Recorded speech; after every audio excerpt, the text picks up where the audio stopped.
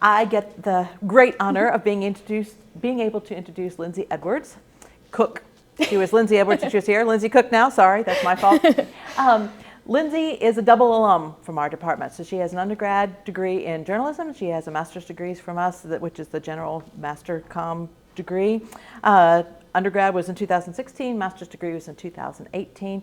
But what you all are probably more interested in is what she's doing now. And she is with the INTRUST Bank Arena and has been for a very, very long time. So I'm going to walk you through kind of her progression, because I think it's really neat when you see that something that you could be doing right this second could lead to a job that I think is as cool as hers. So she started out in 2017, so while she was a master's student, as an intern, working as a marketing intern for the arena. And then after she graduated, she moved up to marketing group sales coordinator, and then she was promoted to marketing manager, and now she is the marketing and booking manager. Nope, I left that one out, oh my gosh. And then last year she became the senior marketing and booking manager. So as you can tell from the names of the titles that she just kept adding things on and doing more work, but that's because she's extremely competent and she's really good. So one more thing I want to say about Lyndsey before we take off is that she is one of the people that I hold up as an example for the master's degree, in that she was trying to figure out whether she wanted to continue on and do academics, get a PhD and be one of those people that babble like me up in front of a classroom, or did she want to work in the professional world?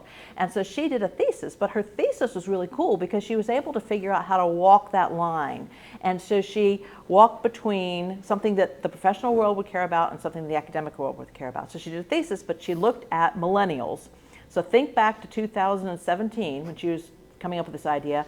Who bought the most tickets? Who were we concerned about marketing to at the time? Millennials, right? Yeah, okay, Gen Z didn't have quite enough money to be worried about them yet. We are now, but they didn't then. And so she was able to do a series of focus groups and try to figure out what made millennials happy, what made them give, what made them buy things, what made them give money, donations, time, whatever it is that the organization was asking for. And so when she applied for a job, she was able to say, yes, I did a thesis, which is very academic, but it has real world applications, and this is how it can benefit you.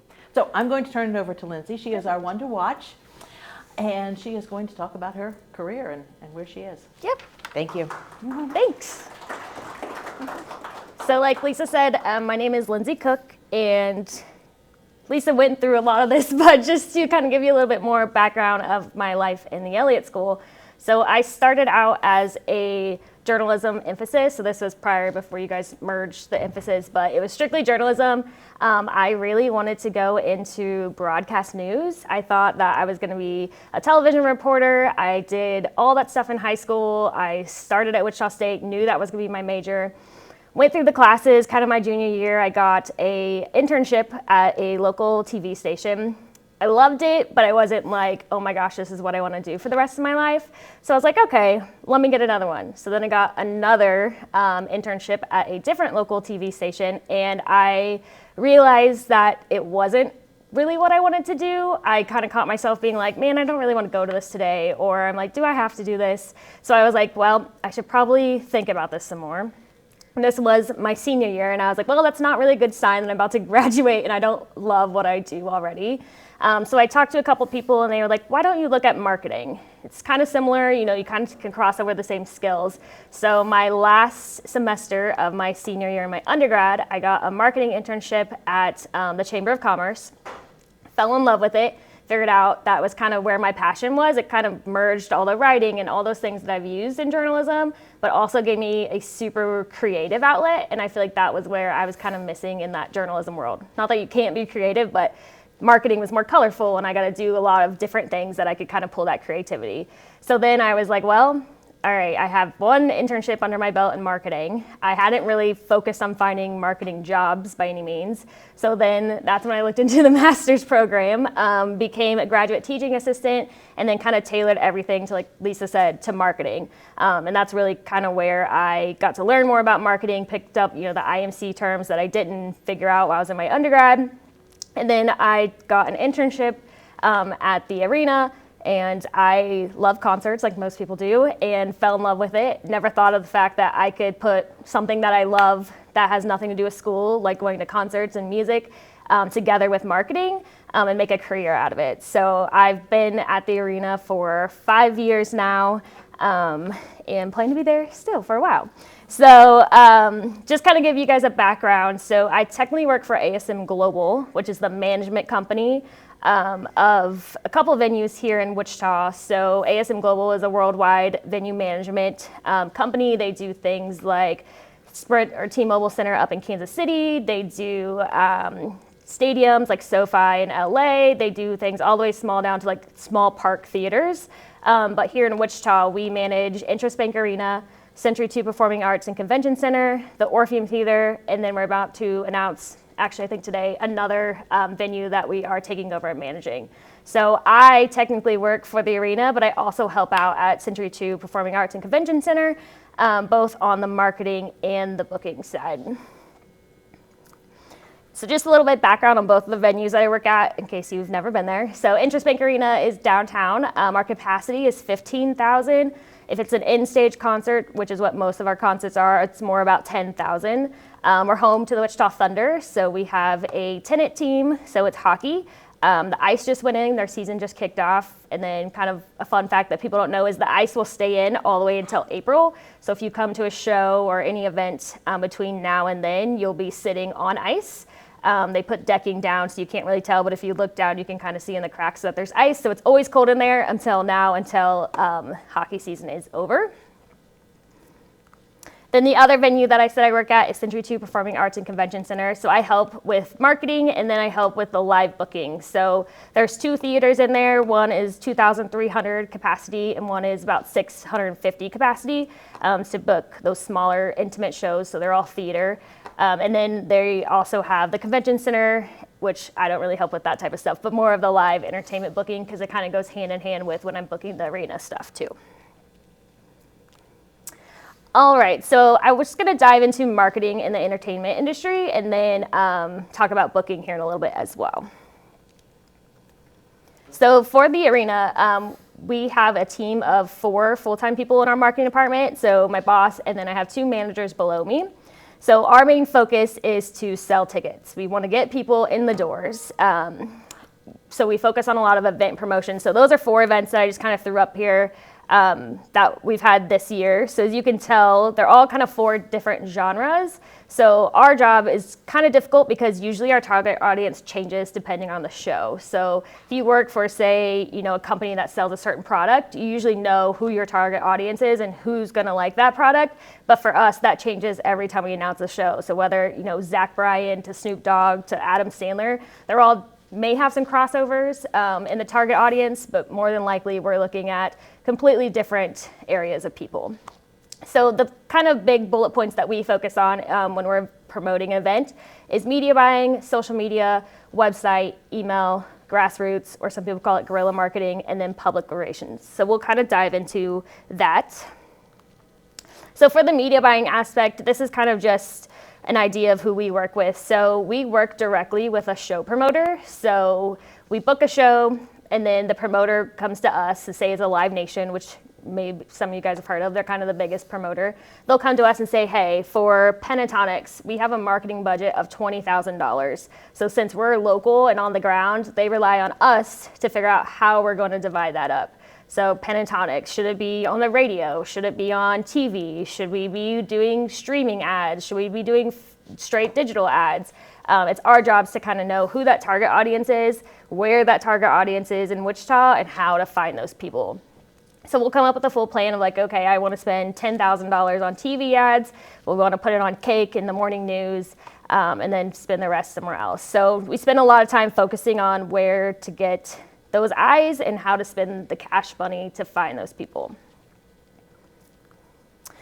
Social media is a big thing for us. I'm sure you guys are all aware about all the different types of social media, but right now we're focusing on Facebook, Instagram. We still focus on Twitter or X, a little bit less now with all the changes, TikTok, and then LinkedIn. We focus more primarily on internal communications like promotions or more PR stuff that's related to the building and less our show promotions.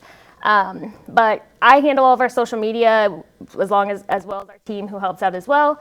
Kind of dive into those. So this is an example Well, we're always trying to focus on pushing out the shows and making you guys aware of what shows are coming, but we also want to push out fun content. So our brand is super fun. As you can kind of tell at the bottom, this splashes right here and this hang on every moment logo is kind of our internal branding right now. So again, you go to a show, you expect it to be fun. You're not going somewhere that's, you know, super emotional, but it's more fun. So we try to push all that stuff out as well as selling tickets. We kind of follow the 80-20 rule. So 80% is like sales, but 20% is a lot of fun stuff. Instead of us just throwing up an ad that says, hey, Kane Brown's coming on X date, you know, we'll find a cool picture of him or maybe something that from his personal life that you guys might not be able to see, but more of a behind the scenes type aspect to kind of draw your attention in instead of just putting, you know, an ad up there. So this is kind of an example of something we did on social media that got great views. So Kane Brown came back in April. If you know Kane Brown and his song, Thank God, with his wife, they kind of became the couple in the country scene that everybody was following. So we knew she was coming and gonna come out. So I staged myself in the middle of the floor during the show to kind of try to get some clip. He ended up dancing on her, which is that clip right there. And people loved it. And I had a perfect shot of it. Posted it on social media right then while it was happening. It's gotten over 2 million views. Great responses from it. We've got I think we ended up getting 2,000 new followers just from that video. And then he that night screen recorded the video, which he should have shared it, but he screen recorded the video, and then her birthday was a month later, and he posted the video as her birthday post. So that was pretty cool, and we got to kind of comment, engage on it, and be like, hey, we know that venue in that video, and people were engaging, oh my gosh, I was there. So it was kind of a great tie to be okay, we got this cool video. It's something that, you know, if you weren't there, people were still engaged in, and got, like I said, great views, and then got a good reaction out of him. Boop. There you go. There we go. So next, the thing that we're kind of focusing on is TikTok. We have a TikTok, and now we haven't really had the chance to strategize on TikTok, but now the next thing we're focusing on is strategizing on TikTok and not posting the same stuff from the same channels to TikTok. If you know TikTok, it's a lot of, I would like to say, it's a lot of video that isn't professional, and people love that. I mean, if you can do a video of walking down the hallways or a backstage tour, that type of stuff that, you know, isn't, you know, we didn't set up 10 cameras, it's getting all the engagement. So same thing here, we kind of focused on when Snoop Dogg came to town. It's this cute video. He has his fingers up and he's dancing to the song Gin and Juice. We got a quick video of that, posted it, Snoop Dogg just vibing in Wichita, and it got 50,000 views so far. So that type of stuff is kind of what we focus on in social media and getting the backstage stuff that you guys might not see out there so you can see it. And we'll talk more about day of show stuff here in a second. Another thing we focus on a lot is website and email. So we divide this up between our two managers. So right now we're averaging about 108,000 website views monthly. So depending on how shows we announce, it clearly spikes and goes on sale. If we don't have any announcements, it doesn't do as well, but we focus a lot on SEO. So when you guys are searching concerts in Wichita, our website comes to the top on those search engines, and there's a lot of spam accounts or spam websites of buy tickets at INTRUSTBankArena.com, which is clearly not our website. So we focus a lot on that to make sure all of our search is up and the arena's website is the first website you're seeing. And then we also focus a lot on email marketing as well. So we have 235,000 subscribers to our email. Right now we focus, again, like I said, a lot of making sure we're not spamming you guys, making sure we're putting out the content. So all of our pre-sale codes come out through email, which is why we push people to subscribe and keep our subscribers up, because that's typically the only place that we'll put out that pre-sale email. And if you want early access to tickets, that's the way to get it. Another big thing that we focus on, like I said, is grassroots. So I feel like we do spend a majority of our time trying to figure out how to promote our events. We look at it with not a ton of cash. So these are just ideas that we've came up with, and a lot of where the creativity comes from. So we partnered for the Lauren Daigle tour that came in September with the Popcorner. They did a special Lauren Daigle popcorn. It was their fruity, Tutti Frutti, but her tour was called the Kaleidoscope Tour, so they renamed it. If you bought the popcorn, you got entered to win a pair of tickets. Another example with Pump House, we did a whole Snoop Dogg night with them where they would play Snoop Dogg songs with their DJ. They'd put up the show graphic. They'd give away tickets. We're always looking for different ways to promote our events that we can partner with other, whether it's local restaurants. We did stuff with the Kansas Humane Society for Snoop Dogg that went super well. They have a great social media presence. So giving them tickets where they could put chains on their dogs and be like, oh, it's Snoop Dogg, and name a dog after him. Is a lot of kind of the stuff that we look for, and a lot of places where we can find the creativity to be like, okay, it's going to help you because you're going to be able to give away tickets and get your audience engaged, but it's also going to help us because it's going to get the show out there and into other people's eyes that maybe wouldn't be on our social media platforms.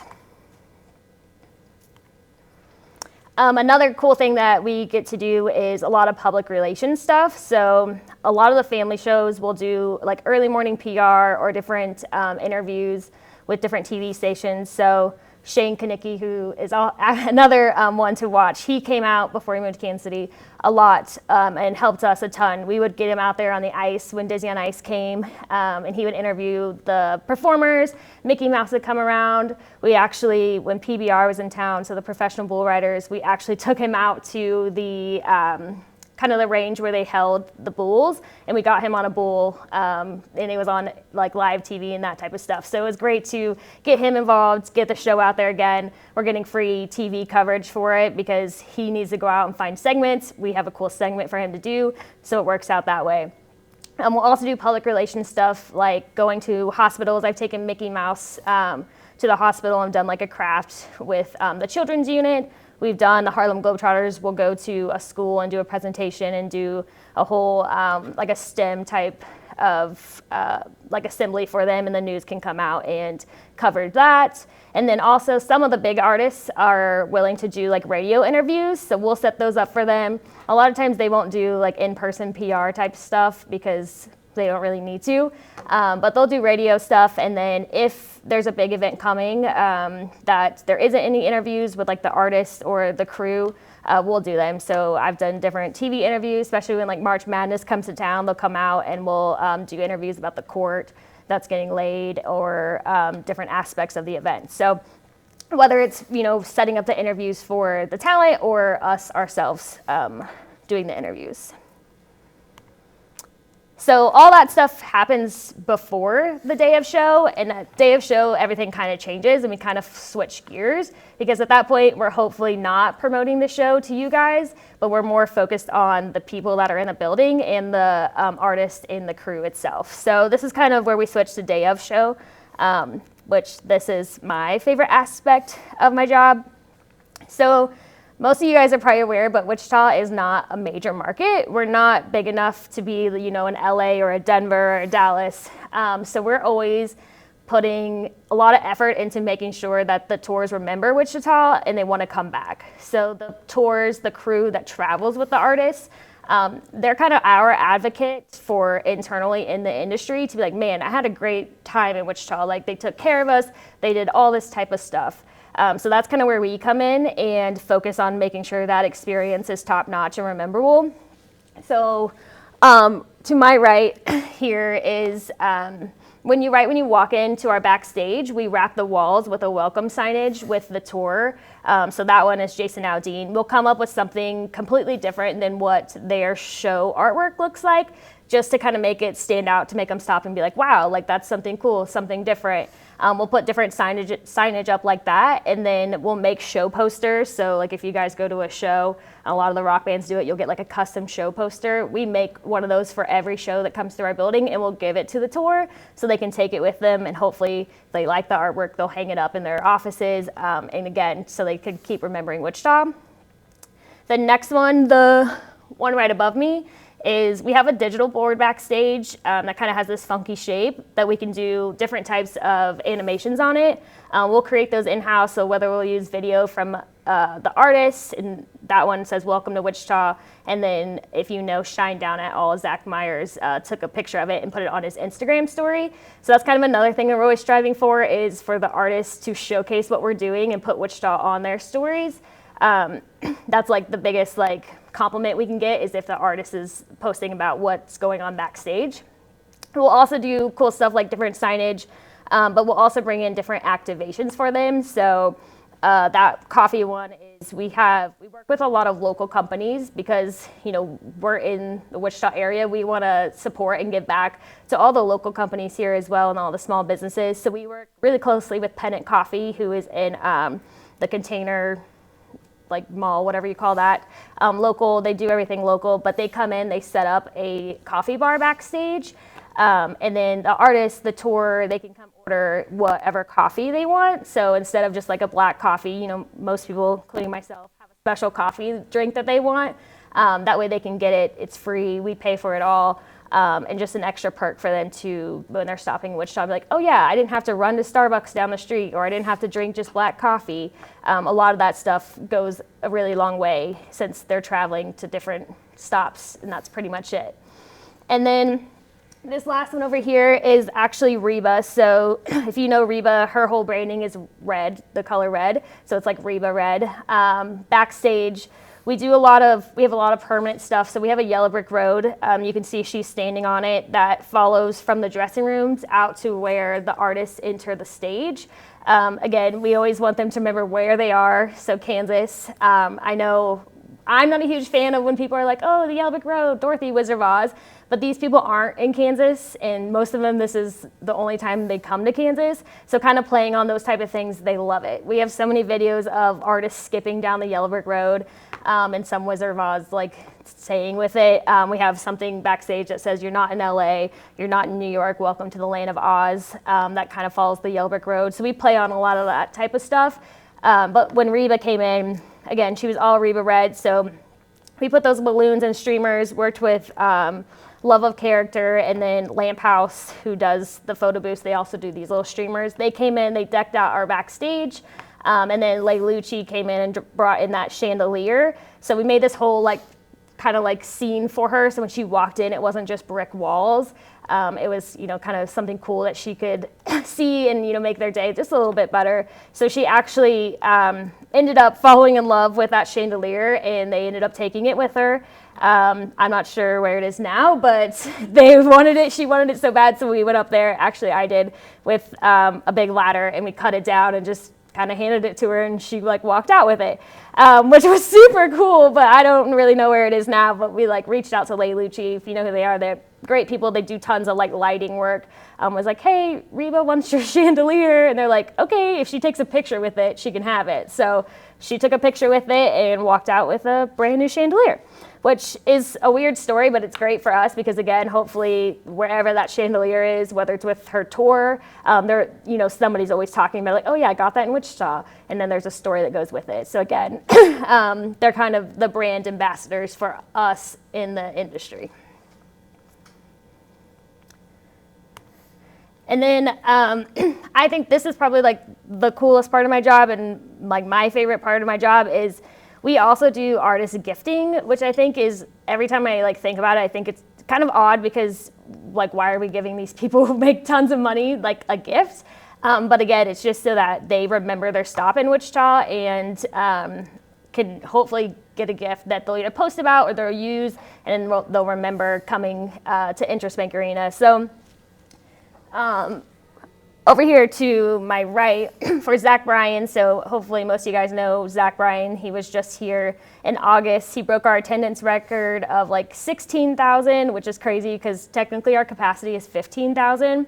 But I guess when they deemed that our capacity, they didn't take into affect the stage. So his stage was called a 360, so it's in the middle of the floor, which most stages are at the end. So it was in the middle of the floor, and then it was all GA. So we had 2,000 people just on the floor, which helped our capacity go up. But if you know him, he has like a couple songs that he references, like an old truck and some old cars. So we got him, I can't remember what the term is, but it's an old like gas, like canister. There's a term for it, but I don't remember what it is. But and it opens up to a mini bar, and so you can see right there we had on the inside, it was engraved with our show date, where he was, some cigars, some lights, and then he's a big whiskey drinker, and his dog, his name is Jack Daniels. And so we used a local artist here. I don't know if you can see it, but we had her hand paint a picture of his dog, Jack Daniels, on a Jack Daniels bottle, and then put the show date on it. And then those are some glasses and some shot glasses, and then a speaker. So something just random and cool that like you would never buy yourself, but something that like related back to his song and back to his life that he was like, wow, like I love this. And then next to that, we just had Bert Kreischer not too long ago as well. And he's a comedian that, if you know him, his like whole gig is like he rips his shirt off. I don't really know where that started, but and he's not really skinny either, so like that's the whole thing. It's pretty funny, but like I said, he's like a comedian, super hilarious. We came up with the idea of making him as a bottle opener. So that's what that is, leaning up against 2 beers, local beers that we found, but we gave it to him and he like thought it was hilarious, and he was like, I'm gonna add this to like my merch stand, because it was just like something weird that again you would never buy yourself, but it was funny in that he could remember, and it has Wichita on the back. So that was something cool. And then he also is a big hat guy, so we went to Hatman Jack's, worked with them, and got that hat, and then it has a band that has Wichita, Kansas on it. And afterwards, after the show, he was actually in our compound, so our security area, hanging out with all of his, crew or whatever, and they were having cigars. Like that's what they do at the end of the show. And he's like wearing the hat, and it's on his Instagram story, and he's like talking, and it's super funny. But it was cool because he has Wichita on it, and that was like broadcasted on his Instagram. And then sometimes we get to present these gifts to artists. Sometimes we don't. It just kind of depends. But the top picture over there is us with Kane Brown. So this was like another weird idea. He's like younger. He actually just turned 30 like 2 days ago, but super fun, energetic guy. And so we came up with the idea of getting him a scooter, like the electric scooters that everybody loves right now, but it's Bugatti brand. So if you know the car Bugatti, they make scooters. So we bought him a Bugatti scooter, and then we wrapped it with, he has a lot of tattoos. They're like kind of like dragon like style tattoos. So we wrapped it with that, put the show logo and our date on it, and gave it to him.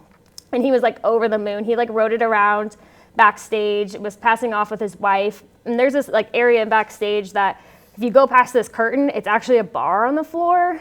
And then but there's security there clearly. But he was like riding it up and down and didn't know, and went straight through that curtain and like went out onto the floor where all these people were buying drinks, and he's like riding the scooter around, and everybody was screaming, and then he like went back. So that was pretty cool because people saw him and like kind of got that experience just because he was riding on this scooter. So, and then I saw him recently, like they were on tour and they were outside, his family travels with them, and they were all out riding the scooter. So which is cool to see, like every time he gets on that scooter, he sees like INTRUST Bank Arena, Wichita, Kansas with the date, and is using it. When we gave it to him, he was telling us how like someone gave him a surfboard, and he was like, I don't even know how to surf. So it's like, people, you got to put the thought into it, because he's like, I'm sure he doesn't have the surfboard anymore because he doesn't surf, but coming up with these ideas that he's like using every day to remember like, oh yeah, I had a great time in Wichita, or if somebody uses it, they see where they're from.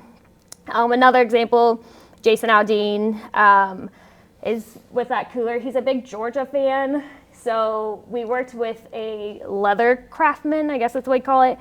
He hand carved this topper for a Yeti cooler and then like bolted it in. So it's a great tailgate cooler that we got him. It has a show date. It's small, but also has Georgia on it, just so he kind of remember, again, hopefully he's using it for his tailgates, opens it, remembers Wichita, and wants to come back. And then all that stuff we also do for Century 2 as well. They're theaters, so they get a lot of the smaller shows, clearly because it's only 2,000 cap and then a 600 cap. But we just had Matt Rife there last Thursday, which was a really good get for the venue itself. Sold out 2 shows, so it was about close to like 5,000 people between the night. But we got him some shoes. He loves shoes. He's kind of a shoe fanatic. So there's a lady that makes shoes in College Hill. So we worked with her to kind of come up with these like Wichita themed shoes. So he'll hopefully remember it, and then we got to give it to him, and hopefully he was like super excited about the slippers to wear them on his bus. But hopefully we'll see him wearing those in one of his specials or something soon. So that's all that happens kind of backstage. And then we also focus on the guest experience of the front of house, so stuff for you guys.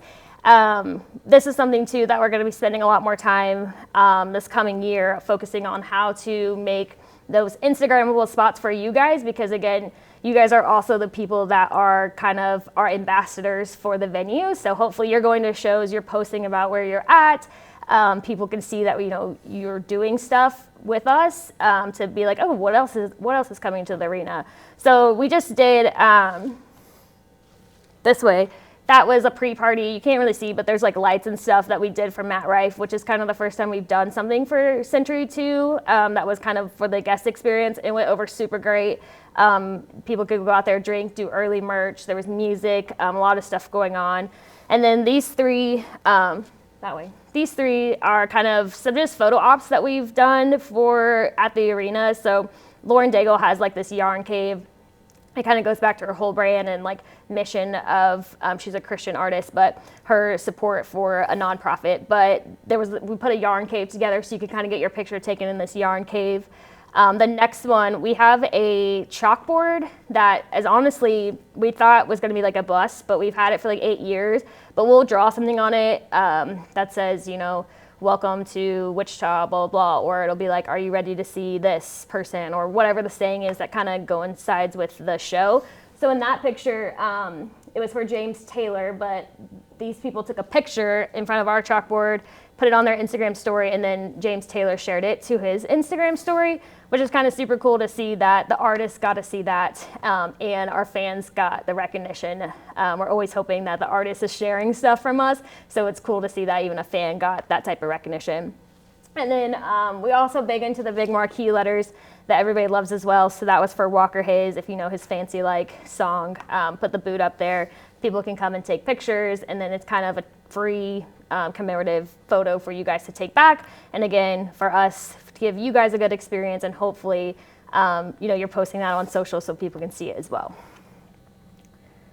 So that kind of covers the marketing aspect of my job. So just shifting a little bit to more of the booking side of things. So like I said, I help with marketing shows, but I also help with bringing acts to Wichita and making sure Wichita stays on the map. So like I said earlier, Wichita isn't a must-play market.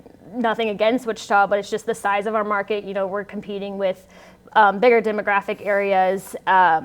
But we are also directly in the center of America, which is also great as well, because if you're going from coast to coast, you got to drive through Kansas or some aspect.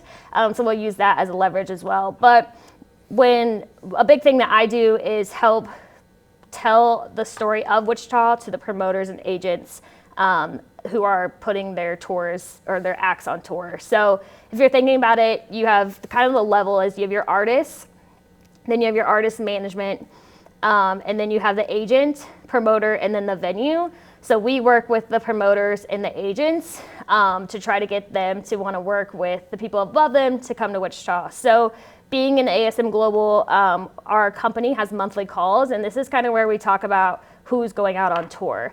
I think the biggest thing that a lot of people don't know is just because you love Justin Timberlake, if Justin Timberlake isn't on tour, Justin Timberlake can't come to Wichita. So it's, you know, grasping like, okay, who's going out on tour? When are they going out on tour? How many dates are they playing? To figure out if we should go after it. Our mindset is go after everything, because again, we're Wichita, we want to fight for everything. But we have to kind of have that grasp on who's going out and when. A lot of times, you know, people will tweet us and be like, hey, like, I want to see Metallica. Why can't I see Metallica? Well, Metallica's not going on tour, so we can't just call Metallica and be like, hey, come to Wichita. I wish we could, but we can't. So those monthly calls help us out a ton. You know, we use a lot of different people to figure out who's going out and figuring out, you know, what they're doing. We also spend a ton of time building relationships with those promoters and agents that I mentioned. It's weird because a lot of it is relationships. They want to work with people they know and they trust. I'm really good friends with Luke Combs, promoter, and the first time I met him, he was introducing, I was young still and didn't really know what was going on, but he was giving me a lot of like inside tips, and he was like, I work with my friends. Like, I want to work with people that I know and trust and that are gonna give me and help me. So if a show isn't doing good, they're not just gonna sit there and be like, well, it didn't sell. No, they're gonna do stuff to make it sell or make it work for them. And they know it's gonna be easy. You know, he's in Nashville, but the show's in Wichita. He can't be here for every show. So knowing that the people there are taking care of his artist and doing everything they can to make the day go well. So we travel a lot. I go to LA at least twice a year, Nashville at least twice a year, Houston, Chicago, a lot of places, just to be like, hey, let me take you out to lunch and we'll talk about Wichita, or let me stop by your office and see, you know, what you're working on. So that way they remember Wichita, because again, you know, we're not just picking up the phone like, yep, you can have that date. Yep, it's open. We're out there fighting to be like, hey, Wichita's here. We went to LA last year or the year before and met with Post Malone's promoter. Hadn't had a relationship with him, got to meet him, hang out with him, and then by the time we left, we had holds for a Post Malone date, which was great, and then Post Malone decided to do other things. So, but that's how you kind of get on the radar, is to be like, okay, you know, we're knocking on their door, we're talking to them, letting them know why they should come to Wichita, because if we don't, nobody else will. They're not sitting there Googling, oh, Wichita, Kansas, let me see what I can do there. So we spend a lot of time focusing on that, and then doing a lot of market research. So we do a lot of like this, and I feel like this is where a lot of my grad school research type comes into play. We do a lot of focusing on like, okay, why does this act or this artist make sense in Wichita? Again, it's a business, so we all are there to make money. I mean, we're all there to make sure people are coming, but we're there to make money. If people don't come, we're not going to make money. And if the promoters and the agents and the artists don't make money, again, they're not going to want to come back to Wichita. And a good thing to think about is like, so we have our Adam Sandler, well, this is a good example, but a bad example for me. Adam Sandler's coming right now in December, and we're the lowest ticket count on the tour, which is not great. So we are busting our butt to figure out what can we do to get Adam Sandler out there? Why are people not buying the tickets? Are we missing the mark? What can we do? However, the person that promotes Adam Sandler also promotes Jonas Brothers, Pink, Backstreet Boys, a lot of the pop acts that we want to get. So if we don't focus on this Adam Sandler show and it doesn't do well, he's not going to bring us a Jonas Brothers date, because again, his show flopped here. I wouldn't say flopped, but isn't doing well here. He's losing money, and that turns into his other shows, and he'll go somewhere where he knows he can make money. So a lot of that kind of plays into making sure that we're focusing on those shows, because even though it's Adam Sandler, he also promotes all these other people. So we, like I said, focus a lot on market research to make sure we're putting the right acts into our building that are going to sell tickets. You know, people are always like, why don't we have this artist? Why don't we have that artist? Well, if the same genre didn't sell, then we don't want to put ourselves in the position where this other act isn't going to sell. So it kind of all goes back into the business and making sure that we are selling tickets and putting the right people in the right rooms. This is just something that like we'll put presentations together and send it off to the promoter and be like, hey, here's a whole bunch of market research that we've done about this genre or this artist. That's just a snapshot. And I think this was for, I don't even know what this is for, but the population's high. So it was probably Wichita and like the DMA around Wichita, because we draw in a lot of those Western cities in Kansas come here. And again, we're the biggest city in Wichita, so a lot of people do have to drive to Wichita to get entertainment, which is great for us. But we'll focus on those types of things. We'll look at artist streams. So like on Spotify, is, you know, this artist, is there a lot of streams coming from this area? We work really closely with the radio stations to see what the spends are for that. Are people requesting this artist? Are they even playing this artist? We've been working on like a Turnpike Troubadour show and found out we're the top 5 cities of streamings for this artist, which clearly means there's a big demand for that artist to come here. So a lot of kind of market research and backstory of telling the promoter why they should come to Wichita. And then we'll also do something fun and creative. We've been working on a Jonas Brothers show, and if you know the Jonas Brothers, the song Sucker, we got all these like custom suckers made and put stickers on them and said like Wichita is a sucker for the Jonas Brothers, and made this like fun video. We put like a social media call out for Jonas Brothers fans and had them stop by the arena, did this video on like why they should come. We did this like whole market research, mailed the suckers, and then sent the video. And hopefully, fingers crossed, we'll get a Jonas Brothers date out of that, hopefully soon. But yeah, and then this is just kind of something else, you know, we always throw at them, like this is our market history, some of the top acts that we've had. So we see about 350,000 annual guests at the arena, depending on the year. Like COVID year, clearly that didn't happen, but that's kind of what we average. And then we average about 75 ticketed events a year. So we do a lot of community events as well, but ticket events, so like your concerts, we average around 75.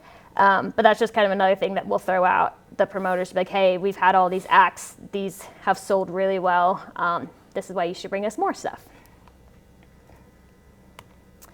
And then all that to say, a lot of the marketing and booking goes hand in hand. So we're either marketing events to Wichita or marketing to you guys, or marketing Wichita to the industry, kind of depending on how you look at it, whether it's doing all the market research, all the backstage type of stuff, or if it's reaching out to promote the events and get them in front of you guys. So lastly, always like to talk about how to get involved in the industry, because like when I was sitting in your guys' seats, I never thought that this could be a career or something that I really enjoyed doing, like outside of school and outside of the professional world, could become something that I would do professionally. So the biggest thing I would say, internships. Like I said, I had a lot of internships through my undergrad and my master's. We offer a marketing internship at the arena, so we should have one this spring that we're opening up, and I can give you my card if you're interested in. But we do pay, and then we're very flexible on hours, whether it's like 10 hours or 20 hours, kind of depends on what you guys need and kind of what we need for that semester. But it's great. We tailor it to, again, what you're focusing on. So do you need more focus on Photoshop? We can give you a lot of Photoshop projects. Are you more interested in social media? Are you interested in like the PR side of things? We clearly do a ton and touch a lot of different things in the marketing world. So it's nice that we can be like, all right, you know, when we're interviewing or when we're talking about it, what you really want to focus on. And then we can kind of tailor it around that, because we'll need help for all those areas. And then we just started a marketing internship program as well at Century 2, so very similar to what we do at the arena, just focused on more of those theater type events and kind of the convention stuff. And then shameless plug, I'm there's an event venue marketing conference that happens every year, and they're looking for conference interns right now. It's super cool. All pretty much a representative in the marketing world from all these different arenas and stadiums and theaters come to this conference, and then it changes host venues every year. And this coming summer it's at Red Rocks, so it's gonna be super cool in Denver. But they're looking for conference internships right now, and I'm on the planning committee for that. So just throwing that out there, but super cool. Lots of ways to get involved, and even if this area or this industry isn't something that you're interested in, I definitely think the internships is something to definitely look into, no matter what's it for. So like when we're hiring, we just hired a full-time person. We're always looking at, okay, what experiences do they have? Have they been in a professional setting outside of school? Have they been in, you know, kind of that full-time role and know how to act in like those areas? We've got a lot of people before that have came straight out of school with no experience, and they don't have that communication skills of being in a professional office job setting. So definitely look into those internships, and I have my card if you're interested or want more info. But other than that, yeah. Questions? What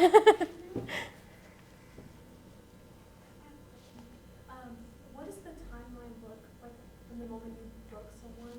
Like, is it usually like, do you guys give yourself like maybe like 3 months, or does it just depend? Yep. So oh yeah. So she asked what the timeline looks like from when we book a show to when like it goes on sale and when it happens. It all depends on the promoter, so they kind of get to decide. Usually when they're announcing a show, they're announcing a whole set of dates, like the full tour. And it kind of depends on where you end up on the tour. So like Blake Shelton is a good example. We just announced him last week, and the show isn't until the end of March, but we're at the very end of the tour. So some people, their show is in like January because they're at the beginning of the tour. But it all kind of depends on what the promoter and the artist are thinking. We've had some where we've announced and then the show's in 2 months. So we have to work really hard to make sure we're getting that exposure really quickly and people know because the show date is so small. And I think coming out of COVID too, there used to be like this kind of like unwritten rule of like we don't put the same genres on top of each other. We try to space them out a month apart. But coming out of COVID, everybody wanted to go on tour because they were sitting at home doing nothing. And so we had for a bit, we had like rock, and rock super close together, which again, we usually try not to do. So, but the promoter was okay with it. And that's, you know, kind of how we rolled with it. But yeah, it all depends. Some of it's super close. And then I've had like a year and a half where we're like, people aren't buying tickets yet because it's a year and a half away. I'm like, I don't want to do it in a year and a half. I wouldn't buy tickets either. So yeah, it all depends. So you mentioned that without like ticket sales, you don't do as well, like in terms of like profit. Mm-hmm. Are there other ways that you guys receive funding, like through grants or? Yep. So he asked how, if there's, besides ticket sales, if there's other ways that we receive funding. So we do, so we are county owned, technically the building is county owned, and then they have a deal with ASM Global, so the county and ASM. Besides ticket deals for a show, depending on how the deal is set up with the promoter, we typically get all of our food and beverage sales that night usually come back to the arena. Sometimes the deal is set up where it's 50-50, where we'll split profit with the promoter, but each deal kind of varies. But we'll get food and beverage comes back to us, and then sometimes the cut of the merch, depending on what it is. But then the county kind of steps into, so there's funding that comes from the county. So we have like it's called a CIP, like project, or like the profit we make every year. The building itself is the management company, like contract setup is we hit zero every year at the end of the year. So even if we're like negative or if we're positive, we don't keep that money. The county takes it, but they give us a fund back where we can use for projects. So we just redid all of our video boards inside. So we had a 360 ribbon board, so it's like a skinny digital board that goes around. And then we added a second one. And then we also added digitals above all the VOMs, so the little hallways you walk out to get to your seats, instead of being static, we just added those. So that's where we'll get some of that funding from too, and be able to use it for projects that are internal.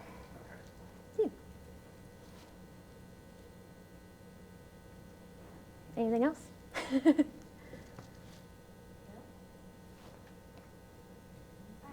Yeah. How much do you attribute, like, where you are today to the master's degree?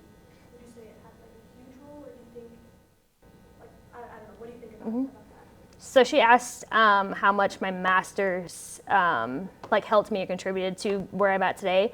So I go both ways. I've told people, don't listen to this. I've told people that they don't have to have a master's to do what I do. I'm like, most of the people that I work with do not have a master's.